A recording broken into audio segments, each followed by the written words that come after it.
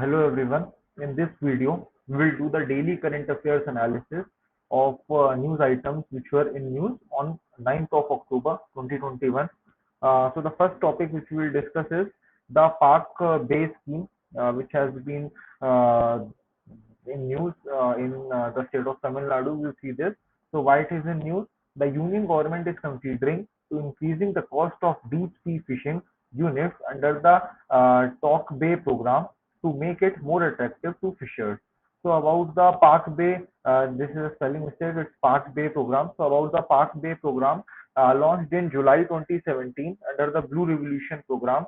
The program is funded by the union and state government through the participation of beneficiaries.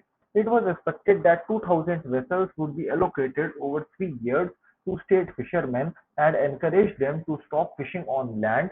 Scheme implementation: it was planned to build 500 boats in the first year, 2017-18, of the cost per unit area, of the cost per unit, rupees 80 lakh. 50% will be borne by the agency, 20% by the state government, and 10% by the beneficiary, and the remaining 20% will be met with institutional funding.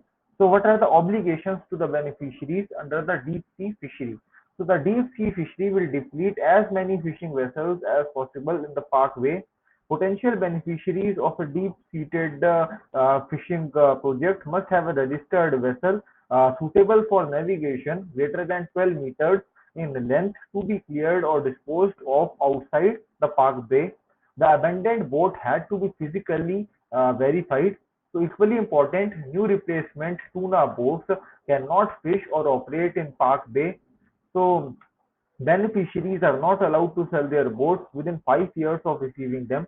So what is the significance of this program? This program was considered a solution to the Park Bay fishermen's war. So the institute feel that deep sea fishing is the only solution to promote ecologically sustainable fishing and reduce fishing pressure near the International Maritime Boundary Line (IMBL) and cross-border fishing events. So what is the issue with bottom trawling?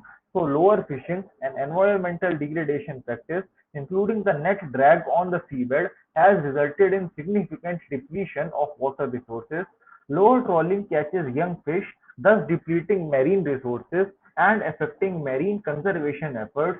The practice was started by Tamil Nadu fishermen in the Park Bay and was actively followed in the civil war in Sri Lanka. So what is the deep sea fishing system? It is the solution to the bottom line issue lies in the transition from fishing to deep sea fishing. So the activity of catching deep sea ocean fish is called deep sea fishing. So boats are designed in such a way that fishermen can reach deep into the oceans and fish species. It is made worldwide, especially in coastal areas, without environmental damage. So the water depth should be at least 30 meters to be considered as a deep sea fishing area. The source of this news is The Hindu. You can read this article to get further understanding about the topic. So next is the OECD G20 Inclusive Framework Tax Deal. So why it is in news? A two-pillar solution under the framework outlined above will be presented at the G20 Finance Ministers meeting in Washington, D.C. on October 13, followed by the G20 Leaders Summit in Rome later this month. Countries aim to sign an international agreement by 2022 with effective implementation by 2023. So background: India has already joined the G20 OECD framework, which includes changing international tax laws and ensuring that international businesses pay their fair share of where they operate. So 130 countries and authorities representing more than 90% of the global GDP have signed an agreement.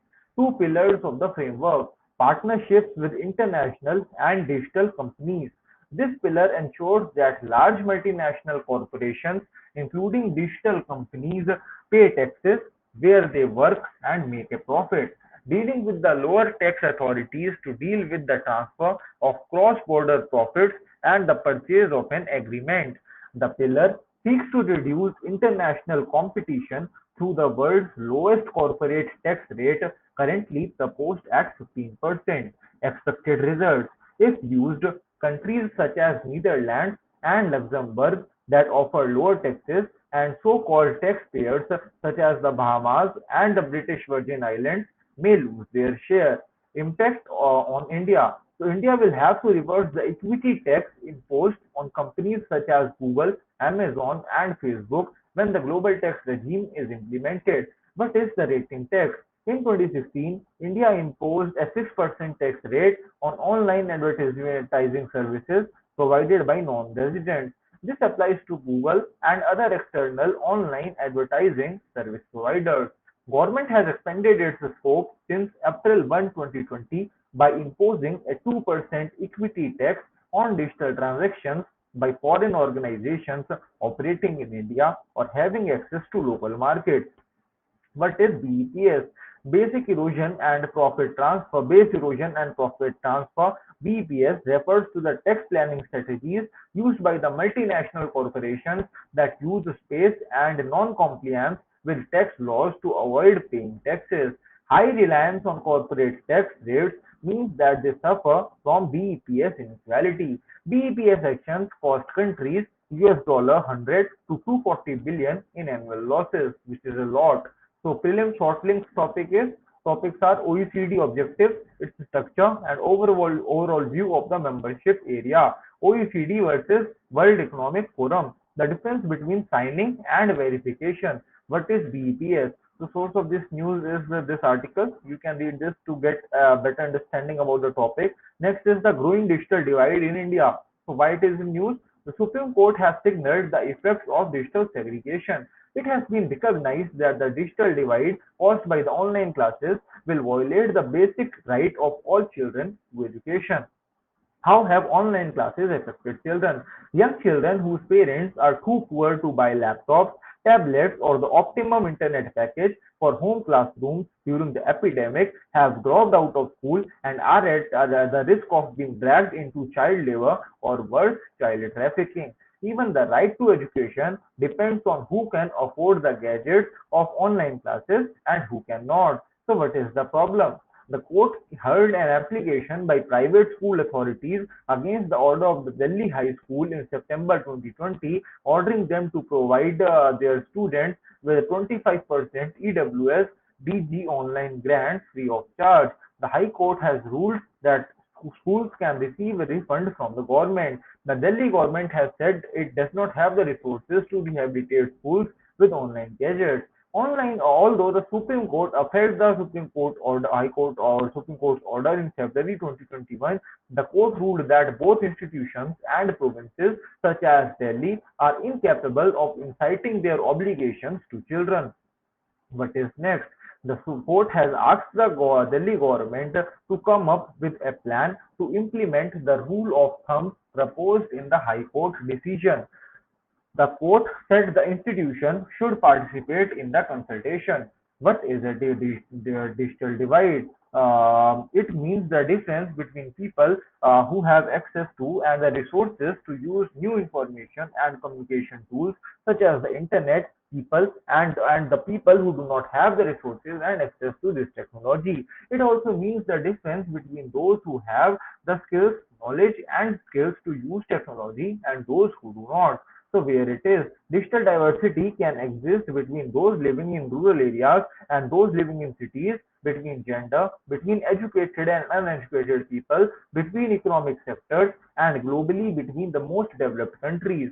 Status in India. Although India has 220 million smartphone users and is the second largest market for smartphones in the world, global penetration is still 30% of the population.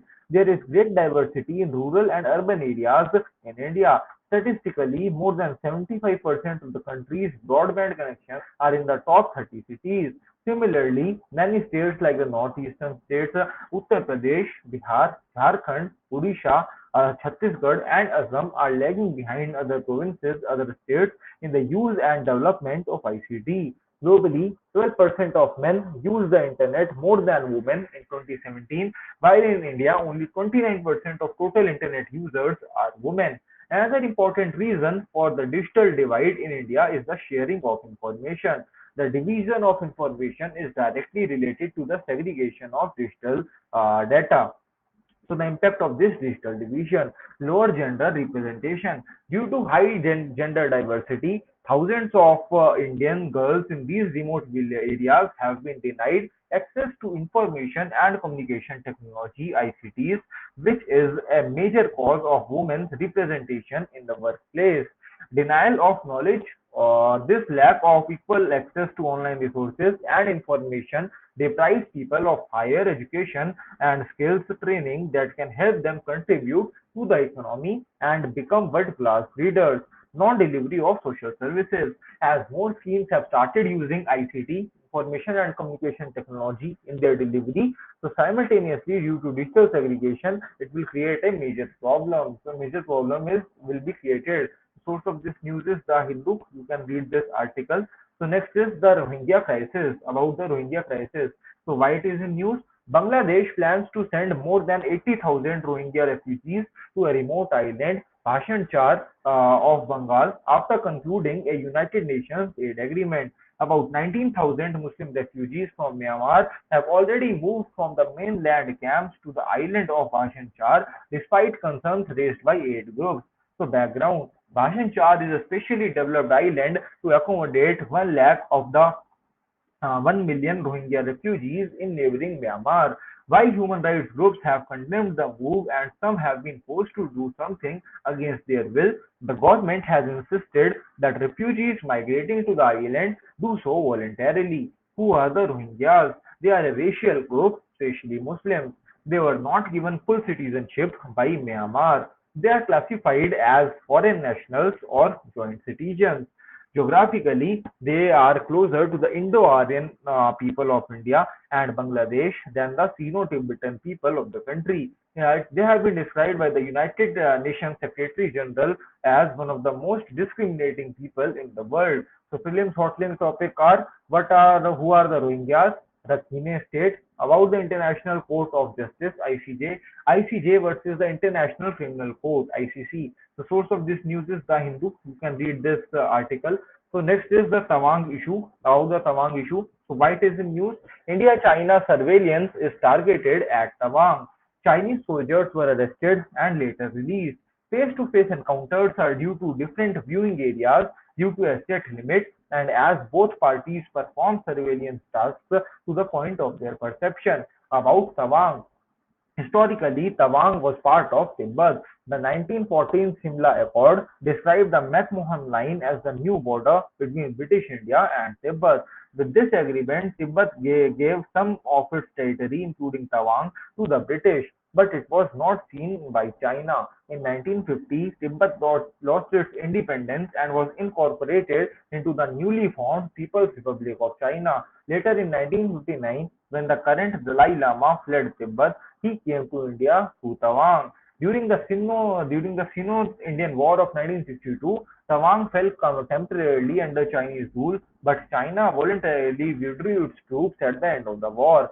Tawang was once again under Indian rule, but China has not abandoned its claims to much of Arunachal Pradesh, including Tawang. So that's all for the news items today. Thank you so much for watching the analysis video. Have a nice day.